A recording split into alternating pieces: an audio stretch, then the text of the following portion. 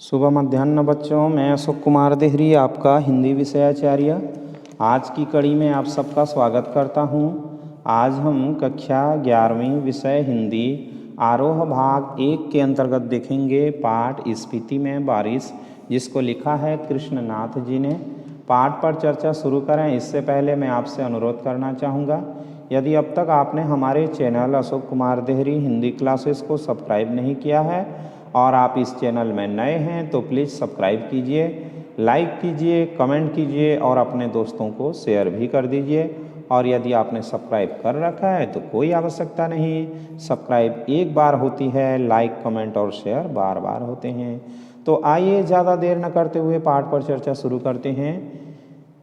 इस व्यथा की कथा इन पहाड़ों की ऊंचाई के आंकड़ों में नहीं कही जा सकती, अर्थात जो स्फीति है वहाँ की जो व्यथा कथा है पहाड़ों की ऊंचाई को उसके आंकड़ों के अनुसार से नहीं कही जा सकती।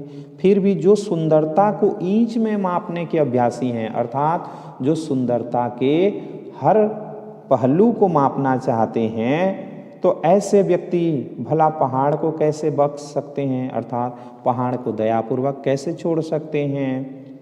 वे यह जान लें कि स्फीति मध्य हिमालय की घाटी है। स्फीति क्या है? तो मध्य हिमालय की घाटी है, जिसे वे हिमालय जानते हैं, अर्थात लोग जिसको हिमालय समझते हैं वास्तव में क्या है, तो हिमालय में जो मध्य हिमालय है उस मध्य हिमालय की क्या है, तो एक घाटी है। स्केटिंग कहने पर जान सकते हैं पहिएदार जूते से चिकनी सतह पर जो फिसलना होता है, तो वही स्केटिंग सौंदर्य प्रतियोगिता यहाँ आयोजित होती है। आइसक्रीम और छोले भटूरे भी यहाँ पर मिलते हैं।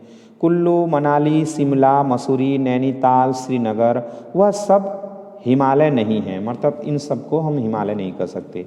हिमालय का तलवा है, अर्थात हिमालय के ये क्या हैं, तलहटी हैं। शिवालिक या पीर पंचाल या ऐसा ही कुछ उसका नाम है, यह तलहटी है, मतलब उस तलहटी के ये नाम हैं। रोहतांग जोत के पार मध्य हिमालय है। अब नाम आता है रोहतांग जोत, तो यह रोहतांग जोत क्या है, तो हिमालय का एक प्रमुख दर्रा है जो कि भारत के हिमाचल प्रदेश में 13,050 फीट और समुद्री तल से 4,111 फीट की ऊंचाई पर स्थित है। रोहतांग इस जगह का एक नया नाम है, पहले भृगु तुंग के नाम से इसको जाना जाता था। और यह दर्रा किस लिए प्रतिष्ठित है, तो मौसम में अचानक आने वाले जो बदलाव हैं उसके कारण से मशहूर है रोहतांग।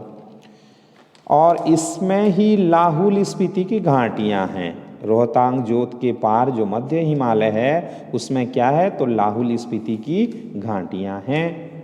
इन घाटियों की औसत ऊंचाई नापी गई है श्री कनिंघम के अनुसार। अब कनिंघम कौन है, तो सर अलेक्जेंडर कनिंघम, जो ब्रिटिश सेना के बंगाल इंजीनियर ग्रुप में इंजीनियर थे और बाद में भारतीय पुरातत्व, ऐतिहासिक, भूगोल तथा इतिहास के प्रसिद्ध विद्वान के रूप में प्रसिद्ध भी हुए।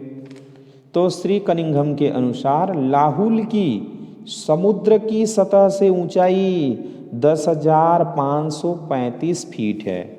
स्फीति की 12,986 फीट है, यानी लगभग 13,000 फीट तो औसत ऊंचाई है।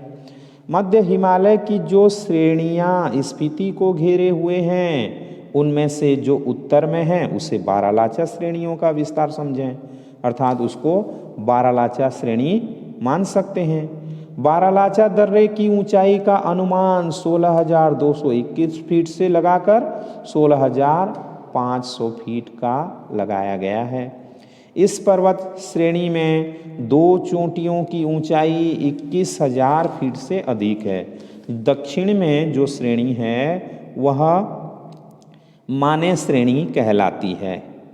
इसका क्या अर्थ है माने श्रेणी कहलाने का? कहीं यह बौद्धों के माने मंत्र के नाम पर तो नहीं है? लेखक का प्रश्न है कि इस श्रेणी का जो नाम है माने, तो यह जो बौद्ध हैं उनके माने मंत्र से तो संबंध नहीं है। ओम मणि पद्मे हूम, ये क्या होता है? ये एक मंत्र है। यह ध्वनि मंत्र है जो ध्यान साधना के लिए प्रयुक्त होता है।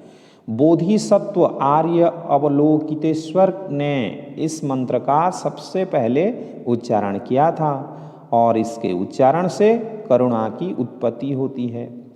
तो इनका बीज मंत्र है, बौद्धों का बीज मंत्र है माने मंत्र, और इसका बड़ा महात्म्य है, मतलब महत्व है।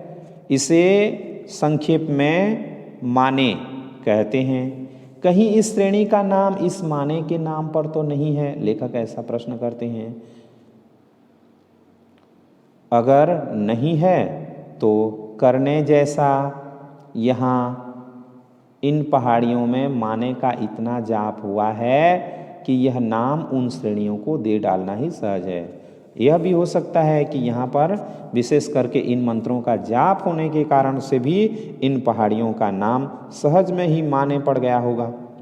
इम्पीरियल गजेटियर मतलब शाही जो गजेट है में माने श्रेणी की ऊंचाई 21,646 फीट बताई गई है, और यह तो इस श्रेणी की किसी चोटी की ऊंचाई होगी। पूरी श्रेणी की ऊंचाई तो एक नहीं होगी, इसमें जो छोटी छोटी चोटियां हैं उनकी ऊंचाई भी 17,000 फीट से अधिक है।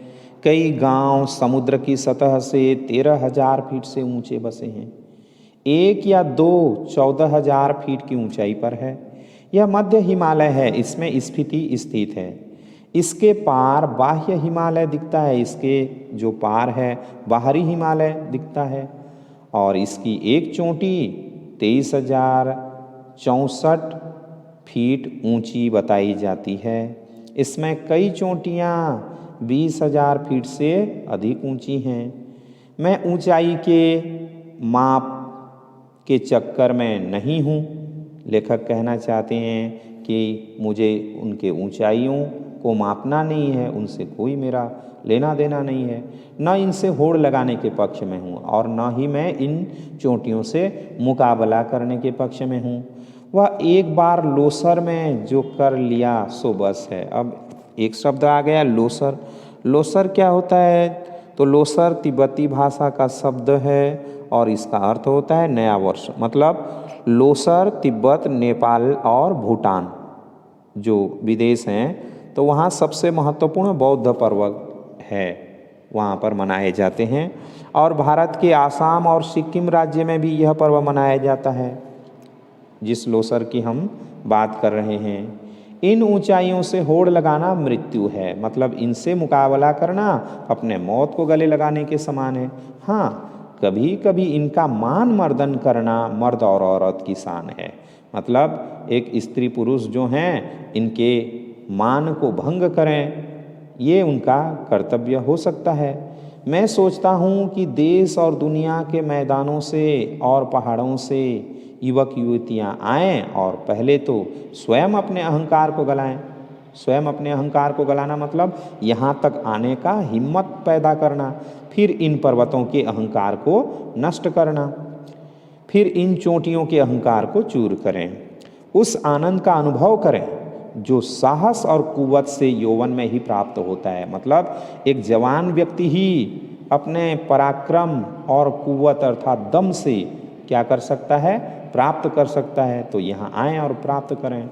अहंकार का ही मामला नहीं है, मतलब अहंकार के लिए ही आए ऐसा नहीं है।